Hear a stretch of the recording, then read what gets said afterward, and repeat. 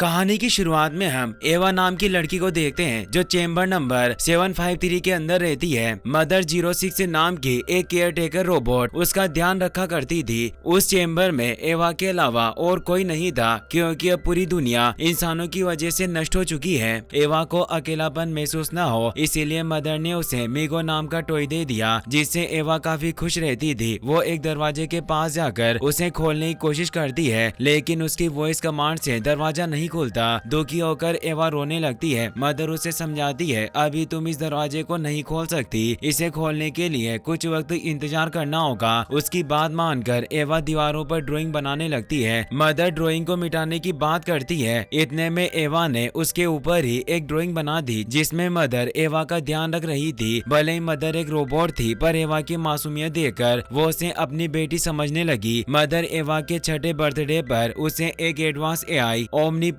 Device gift करती है। वो डिवाइस कहता है मैं डायनेस्टीज कॉर्पोरेशन का ओमनीपोड हूँ पर तुम मुझे ओमनी कहकर बुला सकती हो और आज से मैं तुम्हारा गाइड हूँ। तुम जो चाहो मुझसे पूछ सकती हो। एवा सरफेस पर जाकर दूसरे बच्चों के साथ खेलना चाहती थी। वो ओमनी से सरफेस डोर खोलने को कहती है पर ओमनी मना कर देता है और कहता है जब तक तुम अपना फाइनल असेसमेंट टेस्ट पास नहीं कर लेती चेम्बर से बाहर नहीं निकल सकती। एवा टेस्ट को लेकर काफी एक्साइटेड थी इसीलिए मदर उसे डायना चेम्बर के अंदर ले जाती है। वहाँ एवा की मुलाकात कैडमस से होती है। एवा ने पहली बार अपने सामने किसी इंसान को देखा। वो उसे गले लगाने के लिए बढ़ती है लेकिन वो सिर्फ कैडमस का होलोग्राम था। कैडमस कहता है मुझे पता है कि तुम सरफेस पर जाकर दूसरे बच्चों के साथ खेलना चाहती हो पर अभी उसका वक्त नहीं आया। एवा पूछती है आखिर मैं एक अंडरग्राउंड चेम्बर के अंदर क्या कर रही हूँ। कैडमस बताता है अब इंसानों का सरफेस पर रहना सुरक्षित नहीं है। अर्थ को ठीक होने के लिए बहुत लंबा वक्त चाहिए इसीलिए हमें अंडरग्राउंड चेम्बर्स में रहना पड़ा। इस वक्त अर्थ के हालात काफी सुधर चुके हैं और तुम्हारी तरह दूसरे बच्चे भी चेम्बर्स में सरफेस पर जाने की तैयारी कर रहे हैं। अब तुम्हें भी उनके पास जाने के लिए खुद को तैयार करना होगा जिसमें मीगो और उसके दोस्त तुम्हारी मदद करेंगे। मीगो और उसके दोस्त कहते हैं हम तुम्हें agriculture, health, technology, science, communication और आर्ट साथ ही टीम वर्क भी सिखाएंगे ताकि तुम सरफेस पर अपने दोस्तों के साथ मिलकर सब चीजें संभाल सको। कैडमस कहता है तुम्हें पूरी मेहनत के साथ सारी ट्रेनिंग पूरी करनी होगी। मैं चाहता हूँ कि तुम फाइनल असेसमेंट टेस्ट पास करके सरफेस पर जाओ और वहाँ तुम्हें अपने परिवार से मिलने का मौका मिले। एवा बहुत ज्यादा एक्साइटेड थी और मीगो के साथ मिलकर पूरी मेहनत से ट्रेनिंग करने लगी। कई सालों की मेहनत के बाद 16 साल की उम्र में एवा ने अपनी ट्रेनिंग पूरी कर ली। उसके बर्थडे के अगले दिन उसका फाइनल टेस्ट था जिसे लेकर वो काफी खुश थी। रात को वो सोचती है कि बाकी इंसानों से कैसे बात करेगी और उसकी प्रैक्टिस करने लगती है। वो ओमनी से पूछती है अगर मैं टेस्ट में फेल हो गई तो क्या होगा। ओमनी कहता है प्रोटोकॉल के हिसाब से अगर तुमने टेस्ट पास नहीं किया तो तुम्हें अगले साल अपने बर्थडे पर फिर से टेस्ट देने का मौका मिलेगा। एवा घबरा जाती है और कहती है मैं एक और साल इंतजार नहीं कर सकती, कुछ भी हो जाए मुझे टेस्ट पास करना ही होगा। ये कहते हुए वो दीवार पर लात मारती है जिससे उसे पता चलता है कि उस दीवार के पीछे कोई सीक्रेट रूम है। ओमनी कहता है उसके पीछे रेस्ट्रिक्टेड एरिया है पर एवा जानना चाहती थी कि वहाँ क्या है। ओमनी उसकी मदद नहीं कर सकता था इसीलिए उसने खुद सिस्टम वायर्स में छेड़छाड़ की और दरवाजा खोल लिया। वो दरवाजे के नीचे बॉक्स रखकर दूसरी तरफ चली गई। वो जगह पूरी तरह सुनसान थी। वहाँ एवा को कुछ बेंचेस मिली जिन पर उसके नाम के साथ दूसरे बच्चों के नाम भी लिखे हुए थे। एवा इधर उधर घूमकर उन बच्चों को ढूंढने की कोशिश करती है पर उसे कोई नहीं मिलता। वहाँ एक टूटा हुआ सरफेस डोर भी था और एवा को एक ड्राइंग मिली जिसमें 3 बच्चे हाथ पकड़े खड़े थे और उस पर लिखा था वोंडला। एवा ओमनी से उसके बारे में पूछती है पर रिकॉर्ड्स में वोंडला का कोई जिक्र नहीं था। ड्राइंग के पीछे लिखा था एवा मुझे ढूंढो, जिससे वो काफी हैरान हो गई। अचानक उसे सरफेस गेट के ऊपर एक रोशनी दिखाई देती है और वो ओमनी की मदद से बाहर लाइट सिग्नल भेजती है। लाइट सिग्नल की वजह से डोर्जियन प्रजाति का जीव बेस्टिल उसके बारे में जान जाता है। वो सोनिक गन से दरवाजे पर हमला करता है जिससे एवा दूर जा गिरती है और दरवाजा टूट जाता है। एवा समझ जाती है कि बेस्टिल उसके लिए खतरा है। वो तुरंत रेस्ट्रिक्टेड एरिया से बाहर आकर दरवाजा बंद कर लेती है। उसी वक्त मदर वहां आकर पूछती है आखिर तुम रेस्ट्रिक्टेड एरिया में क्यों गई। तभी बेस्टिल ने सोनिक गन के अटैक से दरवाजे का लॉक तोड़ दिया। वो अपने हाथों की मदद से उसे खोलने लगता है। मदर भी समझ गई थी कि कोई खतरनाक चीज उन्हें चोट पहुंचाने के लिए आ रही है इसीलिए वह एवा को लेकर वहां से दूर भागने लगी। वो वॉइस कमांड की मदद से दरवाजे दरवाजे बंद कर देती है, पर बेस्टिल ने सोनिक गन का इस्तेमाल करके आसानी से दरवाजे को तोड़ दिया। मदर इलेक्ट्रॉनिक डोर्स की मदद से भी उस पर हमला करती है, पर बेस्टिल को इससे ज्यादा फर्क नहीं पड़ा। मदर एवा को सरफेस पर भेजने के लिए इमरजेंसी कोड्स की मदद से सरफेस डोर खोल देती है, पर बेस्टिल ने उसे भी बर्बाद कर दिया। मदर और एवा किचन में आकर एक बैरियर एक्टिवेट कर देती है। बेस्टिल हमला करके उसे तोड़ने की कोशिश करने लगा, पर इससे कोई असर नहीं हुआ। एवा बेस्टिल के बारे में पूछती है, पर मदर के डेटाबेस में उसकी कोई जानकारी नहीं थी। मदर कहती है कि तुम्हें इमरजेंसी वेंट का इस्तेमाल करके सरफेस पर जाना होगा। मेरे पास तुम्हारी ये चीजें बताने का अधिकार नहीं है, पर हर चेम्बर में 6 बच्चे होते हैं और चेम्बर नंबर 753 में सिर्फ तुम अकेली बची हो, इसीलिए तुम्हें जल्दी से दूसरे चेम्बर के बच्चों को ढूंढना होगा। एवा रोते हुए कहती है, आप कैसी बातें कर रही है? मैं आपके बिना कहीं नहीं जाऊंगी। अगर आप यहाँ रुकी तो जीव आपको मार देगा। मदर कहती है, मुझे तुम्हारी रक्षा के लिए बनाया गया है और तुम्हें सुरक्षित रखने के लिए मैं कुछ भी करूंगी। अब तुम जल्दी यहाँ से चली जाओ, वरना तुम्हारी जान खतरे में पड़ जाएगी। एवा उसे छोड़कर नहीं जाना चाहती थी, पर उसके पास कोई दूसरा रास्ता नहीं था, इसीलिए रोते हुए वेंट की मदद से वह सरफेस पर पहुंच गई। उसी वक्त बेस्टिल भी चेम्बर से बाहर आ जाता है, पर एवा ने दूसरी तरफ पत्थर फेंककर उसका ध्यान भटकाया और वहां से दूर भाग गई। बेस्टिल अपनी स्पेसशिप में बैठकर इधर उधर घूमने लगा। एवा घबराते हुए उल्टे कदम चलने लगी, जिस वजह से वह खाई में गिर गई।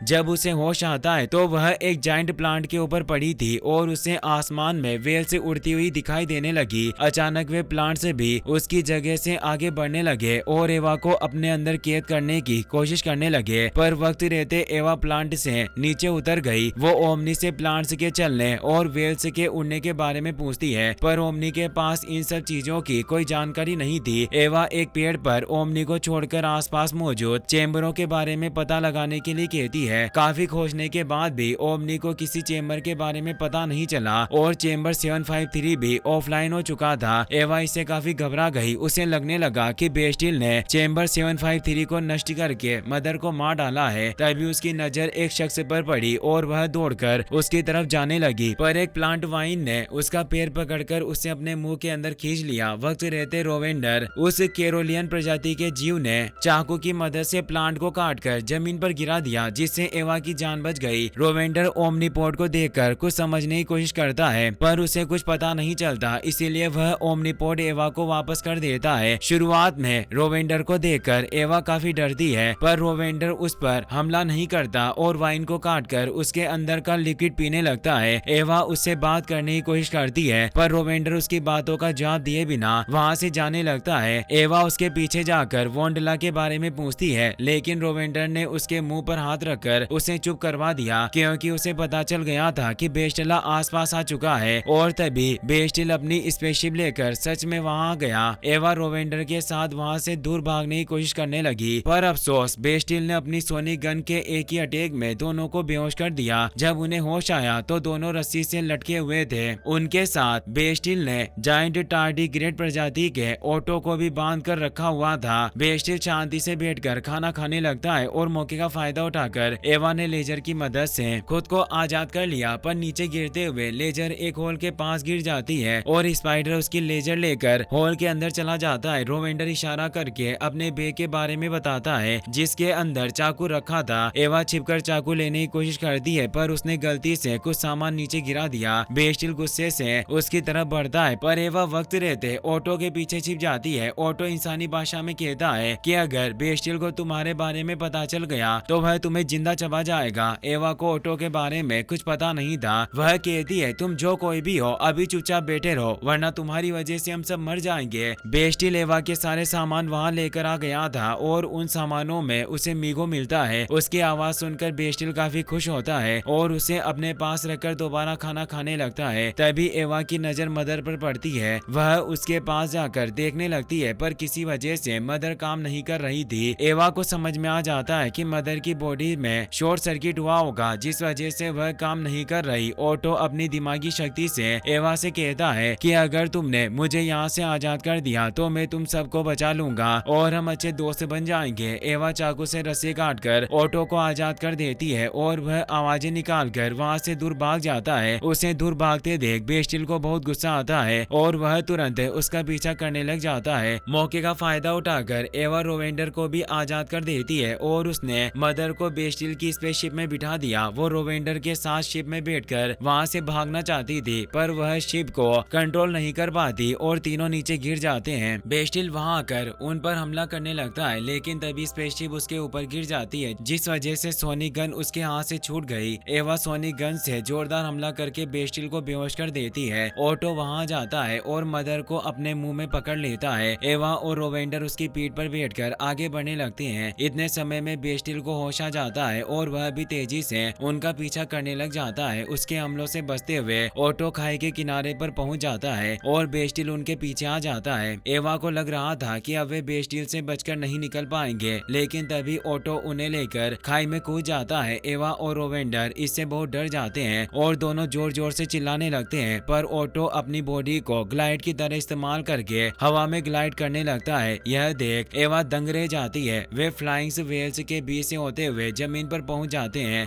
एवा ऑटो को गले लगाकर उसका शुक्रिया अदा करने लगती है। वह कहती है कि तुमने हमारी जान बचाई, इसके लिए तुम्हारा शुक्रिया, पर मुझे समझ नहीं आ रहा कि मैं तुम्हारी बातें कैसे समझ पा रही हूँ। मैं तुम्हें सिर्फ अपने दिमाग के अंदर सुन सकती हूँ। ऑटो कहता है कि मैं खुद इस बारे में कुछ नहीं जानता, पर मैं तुम्हारी सोच सुन सकता हूँ। एवा इससे काफी हैरान थी और सोच की मदद से उससे बातें करने लगती है। ऑटो मदर को जमीन पर रखकर घास खाने लगता है। ओमनी मदर को स्कैन करके बताती है कि उसके सर्किट बोर्ड में छोटी सी परेशानी है, जिसे ठीक करने के बाद वह पूरी तरह से ठीक हो जाएगी। एवा मदर को ठीक करने के लिए रोवेंडर का सामान लेने लगी। रोवेंडर उसे जारगम देता है, जिसे चबाने से एवा उसकी भाषा समझने लगती है और वह जारगम की मदद से मदर का सर्किट बोर्ड भी सही कर देती है। रोवेंडर बताता है कि बेस्टिल एक शिकारी है और वह तुम्हारे पीछे पड़ा है, इसीलिए अब मैं तुम्हारे साथ नहीं रह सकती। वैसे तुम बहुत ही ज्यादा बोलती हो, अगर तुमने अपनी इस आदत को नहीं सुधारा तो बेस्टिल जल्दी तुम्हें पकड़ लेगा।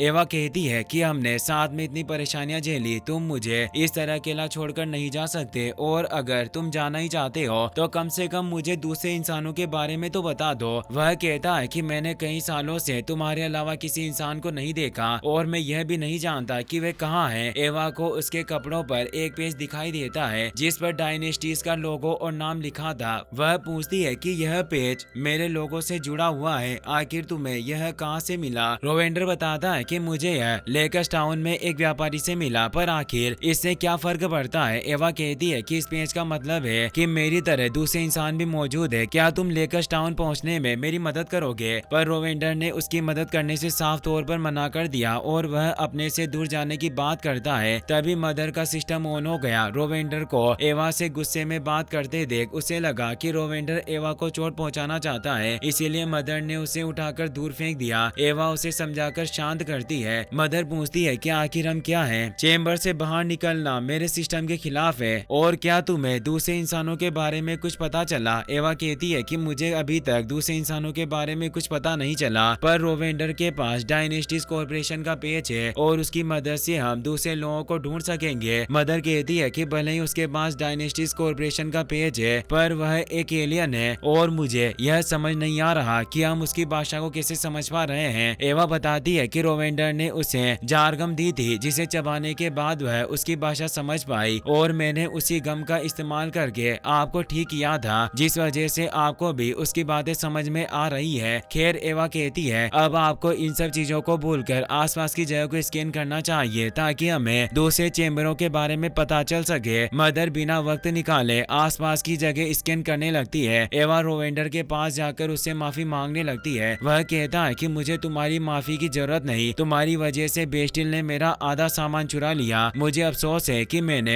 तुम्हें उस प्लांट से क्यों बचाया, काश मैंने तुम्हें वहीं मरने के लिए छोड़ दिया होता। ये कहते हुए वह वहाँ से चला जाता है। एवा उसे ओमनीपोड दिखाते हुए कहती है कि पहले तुम इसे लेने के बारे में सोच रहे थे और यह सच में बहुत ही खास डिवाइस है। मैं यकीन के साथ कह सकती हूँ कि अगर तुमने इसे बेचा तो तुम्हें बहुत पैसे मिलेंगे। क्यों ना तुम मुझे लेकर्स टाउन लेकर चलो और उसके बदले में तुम्हें ओमनीपोड दूंगी। रोवेंडर को सामान खरीदने के लिए पैसे की जरूरत थी और वह ओमनीपोड के बदले उन्हें लेकर्स टाउन ले जाने के लिए मान गया। मदर बताती है कि उसने हर जगह को स्कैन कर लिया पर उसे दूसरे चेम्बरों के एक्टिव होने का कोई सबूत नहीं मिल रहा। एवा पूछती है कि हमारा चेम्बर 6 बच्चों के लिए बनाया गया था, तो आखिर बाकी सबका क्या हुआ। मदर बताती है तुम सही समझ रही हो, हर पीढ़ी के 6 बच्चों को चेम्बर में रखा जाता है, पर तुम्हारी पीढ़ी में सिर्फ तुम अकेली हो। मैंने तुम्हारी तरह कुल 8 पीढ़ियों के बच्चों को बड़ा किया है। माफ करना कि मैंने तुम्हें पहले यह नहीं बताया। जब तुम्हारी 9वीं पीढ़ी की बारी आई तो हमारे चेम्बर में खराबी हो गई और इमरजेंसी में उसे लॉक कर दिया गया। 6 पोर्ट्स में से सिर्फ तुम्हारा पोर्ट सही से काम कर रहा था, इसीलिए तुम अकेली जिंदा बच पाई। मुझे तुम्हारी सुरक्षा के लिए बनाया गया है और अब मैं तुम्हें दोबारा चेम्बर में ले जाऊंगी। एवा कहती है रोवेंडर हमें लेकर्स टाउन ले जाने के लिए तैयार है और वहाँ हम दूसरे इंसानों से मिल सकते हैं। जहाँ तक मुझे लगता है यह जगह पृथ्वी नहीं बल्कि कोई एलियन प्लेनेट है। मदर को उस पर भरोसा नहीं था। तब एवा ओमनी की मदद से पृथ्वी का एस्ट्रोनॉमी चार्ट एक्टिवेट करती है। इससे मदर को यकीन हो गया कि यह कोई एलियन प्लेनेट नहीं बल्कि पृथ्वी ही है। पर यह साफ हो गया कि रोवेंडर और ओटो एलियन प्रजाति के हैं। मदर सोचने लगी अगर यह पृथ्वी है तो यहाँ क्या हुआ और आखिर सारे इंसान कहाँ चले गए। इसी सोच के बीच वे लोग लेकर्स टाउन की तरफ बढ़ गए, मगर मदर इसके लिए तैयार नहीं थी और बार बार चेम्बर खोजने की जिद करने लगी। एवा कहती है मैं पिछले 16 सालों से चेम्बर के अंदर ट्रेनिंग कर रही थी और अब मुझे अपने परिवार से मिलने का मौका मिला है। मैं यह मौका हाथ से कैसे जाने दूं। यह कहते हुए वह एक पौधे को छूने लगती है, लेकिन रोवेंडर तुरंत उसे रोक देता है। वह कहता है मेरी इजाजत के बिना तुम किसी भी चीज को छू नहीं सकती। तुम्हें अंदाजा भी नहीं है कि यह जगह कितनी खतरनाक हो सकती है। तभी एवा को किसी की मदद की पुकार सुनाई देती है। वह तुरंत उस आवाज की तरफ भागती है और वहाँ देखती है कि एक बेबी सेंड स्नाइपर ट्रैप में फंसा हुआ है। एवा उसकी मदद करने जाती है, लेकिन रोवेंडर उसे रोक देता है। एवा कहती है तुम यह क्या कर रहे हो, वो बच्चा ट्रैप में फंसा है और मदद के लिए चीख रहा है, तुम मुझे उसकी मदद क्यों नहीं करने दे रहे। पर एवा के अलावा कोई भी सेंड स्नाइपर की भाषा समझ नहीं पा रहा था। रोवेंडर कहता है ये सेंड स्नाइपर से बेहद खतरनाक होते हैं, अगर इसकी माँ यहाँ आ गई तो हम जिंदा नहीं बचेंगे। यह बेस्टिल का ट्रैप है और इसमें तुम्हें पकड़ने के लिए खास सिग्नल लगाए गए हैं। मदर भी एवा को वहाँ से चलने के लिए कहती है, लेकिन नेकदिल एवा उस मासूम को खतरे में छोड़कर नहीं जा सकती थी। उसने बेबी सेंड स्नाइपर से दिल से बातें की और उसे शांत कर दिया। वह उसे ट्रैप से निकालने वाली थी कि तभी ट्रैप का बलून एक्टिवेट हो गया और सेंड स्नाइपर हवा में उड़ने लगा। बेस्टिल अपनी स्पेसशिप लेकर वहीं पहुंच गया और उसने उस छोटे स्नाइपर को कैद कर लिया। रोवेंडर एवा को लेकर पत्थर के पीछे छिप गया और ऑटो मदर के पास जाकर उसे छिपा लेता है। इस वजह से बेस्टिल को उनके बारे में पता नहीं चलता और वह वहां से चला गया।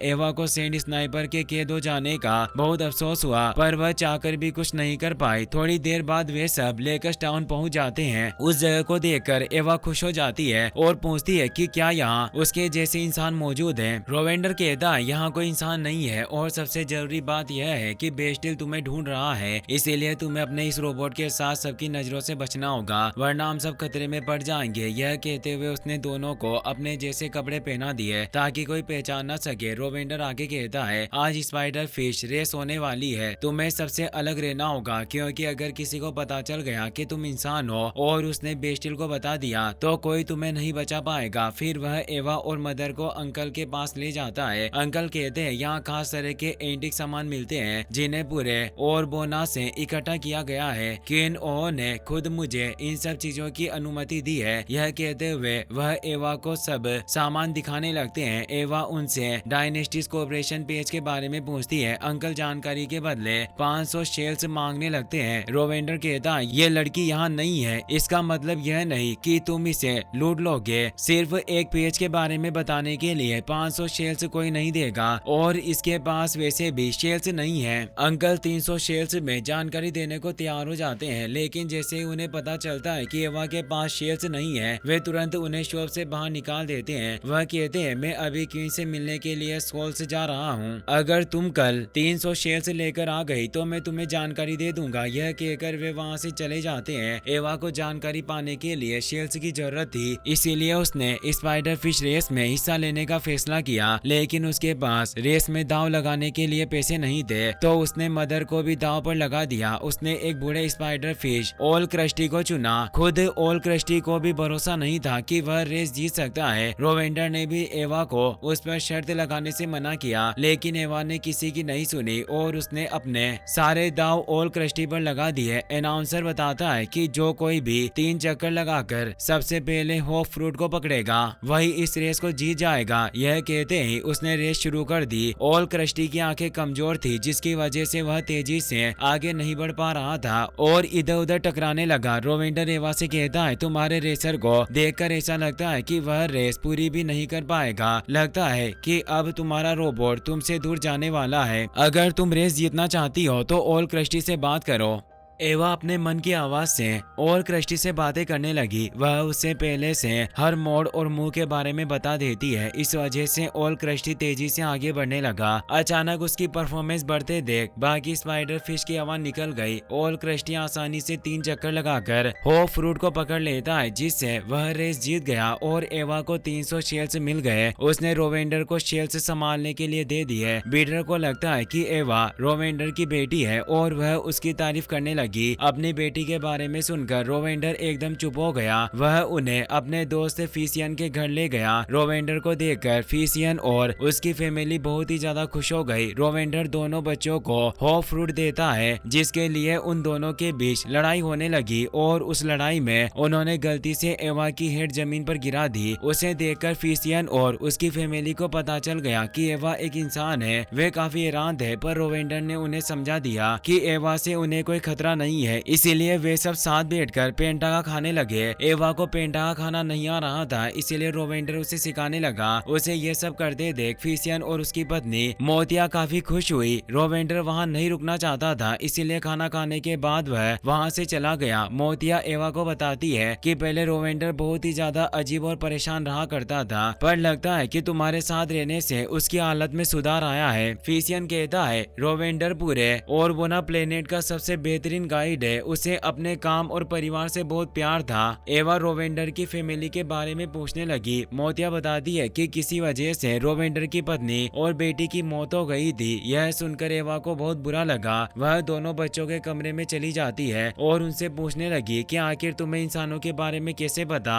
मैगडेन उसे एक ट्री हाउस दिखाते हुए कहती है कि डारियस उस घर में रहती है। वह एक रॉयल पोएट और फॉर्चून टेलर है, पर यह बहुत वक्त पहले की बात थी। अब वह सिर्फ बच्चों को ऐसी कहानियां सुनाती है जिनमें इंसान इस प्लेनेट को खत्म कर रहे थे। एवा को समझ में आ गया कि डारियस से उसे इंसानों की जानकारी मिल सकती है, इसीलिए दोनों बच्चों के सोने के बाद उसने लोकेशन ट्रैकिंग बंद की और डारियस से मिलने के लिए उसके घर चली गई। वह पूछती है क्या तुम मुझे बता सकते हो कि सारे इंसान कहाँ गायब हो गए और मैं उन्हें कैसे ढूंढ सकती हूँ। डारियस कहती है मैं तुम्हारे सारे सवालों का जवाब पहले ही दे चुकी हूँ। तुम मुझसे वो सवाल मत पूछो जिसके बारे में तुम जानना चाहती हो, बल्कि सिर्फ वही पूछो जिसके बारे में तुम कुछ नहीं जानती। एवा पूछने लगी मैं जानना चाहती हूँ कि इस प्लेनेट के ओरबोना होने से पहले यहाँ क्या हुआ और आखिर इंसानों के साथ क्या हुआ। डारियस उसे एक खाली जार देकर कहती है मैं चाहती हूँ कि तुम अपनी सबसे ज्यादा खुशी भरे पल इसके अंदर डालो। तुम्हें सिर्फ उस वक्त के बारे में सोचना है जब सब तुमसे प्यार करते थे। तुम्हें किसी चीज की फिक्र या डर नहीं था और तुम्हें पता था कि तुम्हें क्या चाहिए। एवा आंखें बंद करके अपने छठे बर्थडे का दिन याद कर करती है। जब केडमस ने उसे बाकी चेम्बर्स और दूसरे इंसानों के बारे में बताया था, इस वक्त एवा सबसे ज्यादा खुश थी और उसकी ये यादें उस जार के अंदर चली जाती है। डारियस ने जार लेकर दूर रख दिया। वह सुई धागे की मदद से एक पेंटिंग बनाने लगी। वह बताती है, मैं अपने बहनों और भाइयों के साथ किंग ओहो की मदद से ओरबोना प्लेनेट पर आई थी। मैंने सोचा कि ओरबोना रहने के लिए एक अच्छा जगह होगा, पर मुझे एक टूटी हुई दुनिया मिली जहाँ हर तरफ बर्बादी का मंजर था। मैंने अपनी आंखों से अपने भाई बहनों को मरते हुए देखा। मैं जीने की चाहत में यहाँ आई थी, पर इंसानों ने सब बर्बाद कर दिया और उन्होंने मुझे भी मारने की कोशिश की। इंसानों ने सारी चीजों को बर्बाद करके अपनी ही दुनिया तबाह कर दी। यह कहते हुए वह एवा की यादों को देखने लगी। जैसे उसे पता चला कि एवा की तरह बहुत सारे इंसान अंडरग्राउंड चेम्बर में हैं, वह बहुत गुस्सा हो गई। वह कहती है, मुझे उम्मीद नहीं थी कि तुम इंसान इतने वक्त से जमीन के अंदर छिपे हुए थे, पर अब तुम्हें क्या चाहिए? क्या इस दुनिया को बर्बाद करके तुम्हारा जी नहीं भरा जो अब दोबारा ऊपर चले आए? तुम एक राक्षस हो जिसने पूरे ओरबोना को तबाह कर दिया। एवा उसे समझाने की कोशिश करती है, मैं यहाँ किसी को चोट पहुँचाने के लिए नहीं आई हूँ, बल्कि अपने साथियों इंसानों को ढूंढना चाहती हूँ। वह डारियस का इंसानों पर से भरोसा उठ चुका था। उसने एवा को अपने घर से बाहर निकाल दिया। इस वजह से एवा ट्री हाउस से नीचे गिरने लगी। वह इधर उधर टकराती हुई पानी में जा गिरी। इतनी ऊंचाई से गिरने की वजह से वह बेहोश हो गई और ओमनी भी उससे अलग हो गया, जिस वजह से वह कुछ नहीं कर पाया। खुशकिस्मती से ऑटो पहले से पानी के अंदर मौजूद था और उसने एवा को पानी से बाहर निकाल लिया। एवा को होश नहीं आ रहा था, जिससे ऑटो बहुत उदास हो गया। उसे लगने लगा कि एवा मर चुकी है, लेकिन तभी एवा के मुंह से पानी निकलने लगा और उसे होश आ गया। एवा डारियस की बातों को भुला नहीं पा रही थी। वह कहती है, शायद डारियस गलत हो सकती है। उसने सिर्फ मेरे इंसान होने की वजह से मुझे राक्षस कहकर बुलाया। मुझे लग रहा था कि हमें इंसानों के लिए अर्थ को दोबारा से रहने लायक बनाना है, पर डारियस का कहना है कि हमने इसे बर्बाद कर दिया। कहीं ऐसा तो नहीं है कि वो सच बोल रही हो और अब पूरी दुनिया में सिर्फ मैं अकेली इंसान बची हूँ। ऑटो उसे समझाता है, तुम्हें इतना सब कुछ सोचने की जरूरत नहीं, तुम अकेली नहीं हो और मुझे यकीन है कि तुम्हें जल्दी अपना परिवार मिल जाएगा। तभी एवा को दूर रोवेंडर दिखाई देता है। वह कहने लगी, तुम सही कह रहे हो, मैं अकेली नहीं हो सकती। रोवेंडर के पास जो पेज है वो किसी इंसान के पास था। इसका मतलब अभी भी मेरी तरह दूसरे इंसान मौजूद है। मुझे बस जल्दी उनका पता लगाना होगा। यह कहते हुए वह रोवेंडर के पास चली गई। रोवेंडर ने शराब पीने के लिए एवा के शेल्स का इस्तेमाल किया और बारटेंडर को उसके इंसान होने के बारे में भी बता दिया, पर बारटेंडर ने उसे नशे में समझकर उसकी बातों पर यकीन नहीं किया। रोवेंडर और शराब खरीदने के लिए और शेल्स देने लगा, पर एवा ने उसे रोक दिया और उसके पास बचे सारे शेल्स भी ले लिए। रोवेंडर पहले ही आधे शेल्स खर्च कर चुका था। एवा कहती है, तुम जानते हो कि तुम्हें उस डायनेस्टीज कॉर्पोरेशन पेज के बारे में पता लगाने के लिए उन शेल्स की जरूरत थी, तो आखिर तुमने ऐसा क्यों किया? रोवेंडर कहता है, तुम नहीं जानती, पर अंकल बहुत बड़ा झूठा है। मैंने लेकस टाउन पहुंचने में तुम्हारी मदद की, पर फिर भी तुमने मुझे ओमनीपोर्ट नहीं दिया, तो मैंने शेल्स लेकर अपना हिसाब बराबर कर लिया। अब हम दोनों के बीच कोई एहसान या सौदा नहीं बचा। यह कहकर वह जाने लगा। एवा कहती है, तुम मुझे इस तरह अकेला छोड़कर नहीं जा सकते, मुझे तुम्हारी मदद की जरूरत है और तुम्हें मेरा साथ देना होगा। रोवेंडर जवाब देता है, मैंने ये सब सिर्फ पैसों के लिए किया और मुझे अपना हिस्सा मिल चुका है, इसीलिए अब मैं तुम्हारी मदद नहीं कर सकता। एवा कहती है, फिशियन ने मुझे बताया कि तुम ओरबोना के सबसे बेहतरीन गाइड हो। उसने मुझे तुम्हारे परिवार के बारे में भी बताया। मैं समझ सकती हूँ कि परिवार को खोने पर कैसा लगता है, क्योंकि मैंने भी बचपन से अपने परिवार को नहीं देखा। रोवेंडर गुस्से में कहता है, तुम मेरे परिवार या मेरे बारे में कुछ नहीं जानती। तुम्हें समझना होगा कि मैं तुम्हारी कोई मदद नहीं कर सकता और बेहतर होगा कि अब तुम मेरा पीछा ना करो। यह कहते हुए वह वहाँ से चला गया। एवा को इससे बहुत बुरा लगा। वह चाहकर भी उसे रोक नहीं सकी। अगली सुबह वह अंकल की शॉप पर चली गई। वह कहती है, मेरे पास सिर्फ 150 शेल्स हैं, तुम्हें मुझे बताना होगा कि तुम्हें वो डायनेस्टीज कॉर्पोरेशन का पेज कहाँ से मिला। अंकल कहता है, इतने कम शेल्स में मैं तुम्हें जानकारी नहीं दे सकता। एवा अपनी हेट उतार कर कहती है, मैं एक इंसान हूँ। उसकी असलियत जानकर अंकल सारी चीजें बताने के लिए मान गया। वह कहता है, मुझे वो पेज सोल्स सिटी के ट्रेड में मिला था। सोल्स ओरबोना की कैपिटल सिटी है, जहाँ डायनेस्टी कलेक्टर जिन भी रहता है। एक बार मैंने उसे तुम्हारे हाथ में लगा हुआ डिवाइस भी बेचा था। एवा सोचती है, अगर मुझे दूसरा ओमनीपोर्ट मिल गया तो उसकी मदद से मैं आसानी से दूसरे इंसानों के बारे में पता लगा सकती हूँ। वह अंकल से सोल्स सिटी जाने का रास्ता पूछने लगी। अंकल उसे सोल्स सिटी का मैप दिखाने के बहाने एक ट्रैप में फंसा देता है। ट्रैप देखकर एवा को समझ आ गया कि वे बेस्ट बेस्टिल का जाल है। अंकल कहता है कल जब मैं जिन से मिलने गया था तो मुझे पता चला कि वो बेस्टिल पर काफी गुस्सा कर रहा था क्योंकि वो एक इंसान को पकड़कर नहीं रख सका। मुझे उम्मीद नहीं थी कि वो तुम्हारी तलाश में है। यह कहकर अंकल शॉप से बाहर चला गया क्योंकि बेस्टिल एवा को लेने के लिए वहां आ चुका था। एवा ने ट्रेप से अपना पैर बाहर निकाल लिया पर बेस्टिल ने उसे देख लिया और सोनी गन से उस पर हमला करने लगा। एवा ट्रेप में लगे गुब्बारों की मदद से शॉप से बाहर निकल गई। बेस्टिल अपनी शिप से उसके पीछे गया और उसे पकड़ लिया। एवा ने कंट्रोलर को लात मार दी जिसकी वजह से बेस्टिल शिप को काबू नहीं कर सका। मौके का फायदा उठाकर एवा ने शिप को जमीन के पास ले जाकर नीचे छलांग लगा दी। शिप क्रैश होने ही वाली थी पर बेस्टिल ने उसे संभाल लिया। एवा एक बकेट में छिप गई जिसकी वजह से बेस्टिल उसका पता नहीं लगा सका और वहां से चला गया। एवा भी फीसियन के घर वापस आ गई। वह मदर से कहती है डारियस ने मुझे बताया कि इंसानों ने अर्थ को बर्बाद किया और अब वो सब मर चुके हैं। अंकल ने कहा कि सोल सिटी में रहने वाला जिन नाम का शख्स एक ओमनीपोड रखता है। अगर हमने वो ओमनीपोड हासिल कर लिया तो हमें सारी चीजों के बारे में पता चल जाएगा। मदर कहती है बेस्टिल तुम्हारा पीछा कर रहा है और हम यहाँ से कहीं नहीं जा सकते क्योंकि यहाँ से बाहर निकलना बहुत ही ज्यादा खतरनाक होगा। एवा उसे वो पोस्टर दिखाती है और कहती है पहले हमें पेच मिला, फिर अंकल ने ओमनीपोड के बारे में बताया और चेम्बर में ये पोस्टर भी मिला जिस पर लिखा है एवा मुझे ढूंढो, कोई चाहता है कि मैं उसे ढूंढूं और इन सब चीजों का जवाब हमें सिर्फ सोलस में मिलेगा। मदर कहती है तुम्हारी लापरवाही की वजह से तुम्हारी जान खतरे में पड़ सकती है। मुझे तुम्हारी सुरक्षा के लिए बनाया गया